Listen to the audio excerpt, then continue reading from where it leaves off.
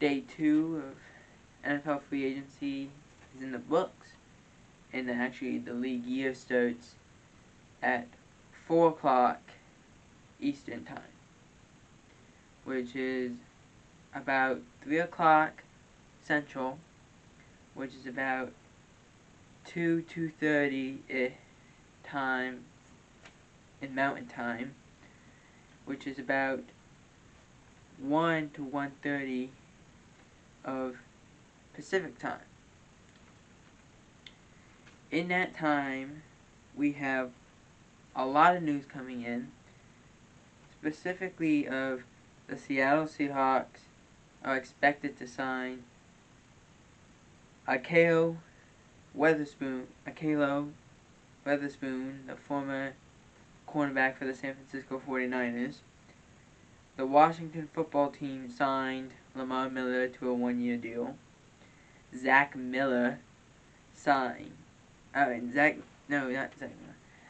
Ertz, my apologies, got permission to seek a trade, and the favorites to get him in the trade are the Chargers and the Bills, which are two good teams that are just, if he gets on that team, they will make it better. Marquise Goodwin, the receiver, is going to sign back with the San Francisco 49ers. He was on the 49ers and then got traded to the Eagles, but the Eagles had released him and he signed back with San Francisco. The reason why that happened was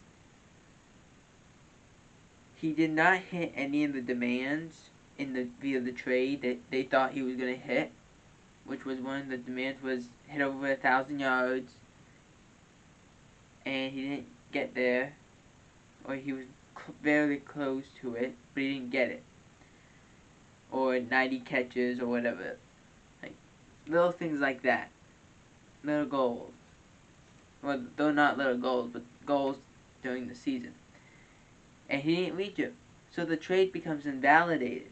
So the Eagles get back for what they traded with to get Goodwin. Goodwin goes back to San Francisco, and the Eagles in turn get a pick. So this doesn't really even count as a signing. It's more just you go back to where you're from, we get back what we sent for you. So the Cowboys finally made a move. It's not what you think though. It's not a great move. They made a move in keeping C.J. Goodwin, a special teams player, and Ty Nashevsky, I think is how it's said. He is a offensive tackle who is 35 years old.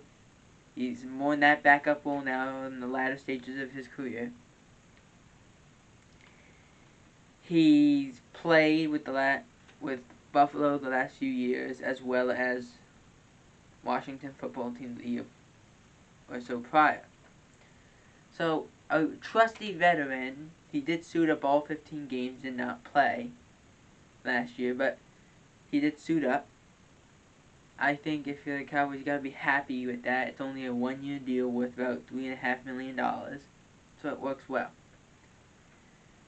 The Lions signed Jamal Williams, and the ex-running back for the Packers. Jamal Williams, compared to Adam Jones, was the bruiser. He was the guy, he reminded me a lot of what Jerome Bettis was, just not as big. Smaller, a little more ish on his, like he was more movable. He could not really turn himself. He didn't have the power, but he was a little slower, but he still could push forward. And that's what I try to mean by that ish. He's pushing himself forward, and he always seems to do that, and that's a great pick.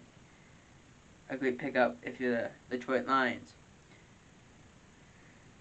The Rams have traded Michael Bronkers to the Lions for a 2023 7th round pick. Now, I think this is a great move by the Lions to bring in Bronkers, bring in a former teammate of Goff's. Now you have a defensive line that you're going to have people penetrate up. It's going to help you again on your defensive line. And Broncos, if you do remember, almost got traded last year. He actually got traded to Oakland, to Las Vegas, and failed the test, failed his physical, and then had to go back to the Rams. That same thing happened with Balaj, who was traded to the Jets from the Miami Dolphins. Failed his physical, had to go back, got cut by the Dolphins, and then signed with the Los Angeles Chargers. That's the same thing that happened. It does happen, but it's not very often. So that, again, a good move for, if you're a Lions fan, to bring in Michael Bronkers.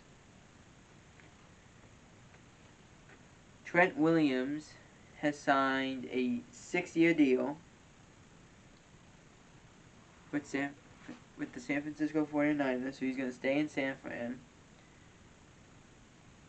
He becomes the highest paid tackle in league history, signing a $138 million deal, $23 million a year, $55 million guaranteed, $30 million bonus. William Jackson signed a 3-year deal with the Washington football team with $42 million, $26 million guaranteed. The Bills signed Emmanuel Sanders. Now, I like Emmanuel Sanders. I think he's a good player. I think he's very talented. He's still got a lot of years left in him. And I think he can help. But I think you also have to put him on a team that gives him a shot. And in Buffalo, he's going to get that shot and I like what Buffalo did.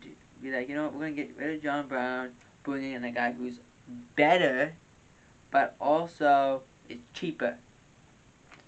It's a smart move. The Packers have restructured Zadarius Smith, giving them the ability to make sure the Adam Jones contract fits in. The Dolphins signed Jacoby Brissett in the backup quarterback role, which is a smart move for the Dolphins to do, because when Tua did struggle last year, the backup quarterback, which was Ryan Fitzpatrick, was put in the game. So if that does happen, Jacoby Brissett will get a lot more playing time and will be able to showcase what he can do. But a guy who doesn't have to showcase what he can do is David Andrews. David Andrews has played for New England the past few years. And he's been a great player. He's been the center for the New England Patriots. But he's decided, after a few days of going through offers for the Patriots, that he is going to test free agency. Now, this is a big decision for the Patriots, because now you just lost Joe Thuney, who was your backup center when Andrews missed 2019, I believe. When he missed 2019, or it was either 2018 or 2019, with his health-related reasons. Thuney was the backup center, and he's no longer there. And then the guy who backed up Thuney when Thuney wasn't there, he's no longer on the team either. So now you're down two starting linemen and a backup. That's huge if you're New England. Could they be in the place to sign a Rodney Hudson, who was just released yesterday by Las Vegas Raiders. We'll see. Alex Mack is expected to sign with the San Francisco 49ers, the former center of the Atlanta Falcons. The Dolphins signed Adam Butler to a 2-year deal worth $9.5 million. Andy Dalton was signed with the Bears for 1 year, $13 million. So he's now that third piece in that quarterback room that consists of Mitchell Trubisky at the point, right now at least, and Nick Foles. Tyrod Taylor signed a 1-year deal with $12.5 million with the Houston Texans. The Raiders signed Nick Merrow a 1-year deal, $5 million, $4.5 million guaranteed.